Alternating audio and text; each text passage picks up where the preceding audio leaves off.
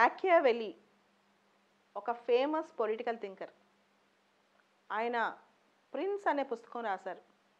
ఆ పుస్తకంలో చాలా విషయాలు చెప్పారు. అయితే ఆయన చెప్పిన కొటేషన్ ఒకటి ఉంది. When willingness is great, difficulties will not be that great. When you have strong will power, you will never feel that there are difficulties to achieve it. Though there are challenges, you can easily surpass. అంటే నీలో దృఢమైన సంకల్పం ఉంటే, చేయాలన్న తపన ఉంటే, ఆకాంక్ష ఉంటే, ఎన్ని కష్టాలు వచ్చినా ఎన్ని కడగళ్ళు వచ్చినా పోరాడుతూనే ఉంటాం. ఆ విల్లింగ్నెస్ అనేది ఆ బీజం మనిషి మనసులో బలంగా పడాలి. ఎప్పుడైతే మన విల్లింగ్నెస్ చేయాలన్న తపన వీక్గా ఉంటాయో ఆటోమేటిక్గా ఎక్స్క్యూజెస్ వస్తూ ఉంటాయి. ఆటోమేటిక్గా అన్ని ప్రాబ్లమ్స్ మన చుట్టూనే ఉంటాయి.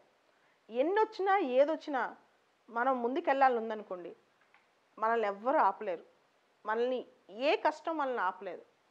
సో చాలామంది కంప్లైంట్ చేస్తే ఎక్స్క్యూజెస్ అంటూ ఉంటారు, ఈ ప్రాబ్లం వచ్చింది ఆ ప్రాబ్లం వచ్చిందని. అది కాదు.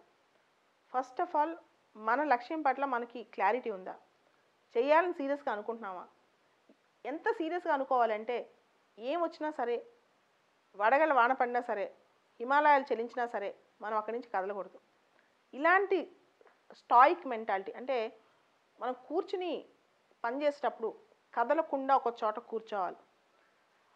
ఇన్ఫ్యాక్ట్ తెలుగులో జోకులు అంటారు కానీ, ఫెవికాల్ వేసి మనిషిని ఒక చోట కూర్చోబెట్టి అదే పని చెయ్యి నువ్వు పొద్దు నుంచి రాత్రి వరకు అంటే కంటిన్యూస్గా చేసే వ్యక్తి ఖచ్చితంగా పాస్ అవుతారు. ఇది సిల్లీగా అనిపించవచ్చు. ఒక మనిషి ఒకటే చోట ఎక్కువసేపు కూర్చుని అదే పని చేయగలని చేస్తారు.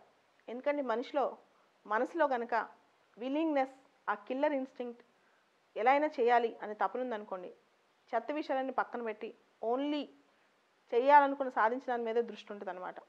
అండ్ చాలాసార్లు మనం ఇప్పుడు చేద్దాం కొంతసేపు అవుదాం, ఆ కొంచెం సేపు అనేది లైఫ్లో ఎప్పటికీ రాదు.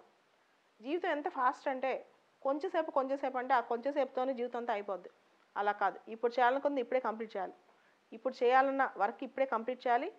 అలా చేస్తూ వెళ్తేనే చిన్నగా ఖచ్చితంగా మనం అనుకున్నది సాధించగలం. అలా లేకపోతే ఓడిపోవటం అనేది జరిగిపోతుంటుంది. ఒకవేళ బాగా పరిగెత్తి తప్పు చేసాం అనుకోండి, తప్పు చేసినా పర్లేదు, పోరాటం మాత్రం ఆపొద్దు. అంటే ఒకసారి ప్రతి మనిషి జీవితంలో ప్రతి పని కరెక్ట్గా చేయాలని లేదు, కానీ అసలు ప్రయత్నమే చేయకపోతే మొత్తం వేస్ట్ అయిపోద్ది. పరిగెత్తి తప్పు చేయనా, పరిగెత్తి పడిపోయినా పర్లేదు, కానీ పరిగెత్తడం మాత్రం జీవితంలో ఆపకండి.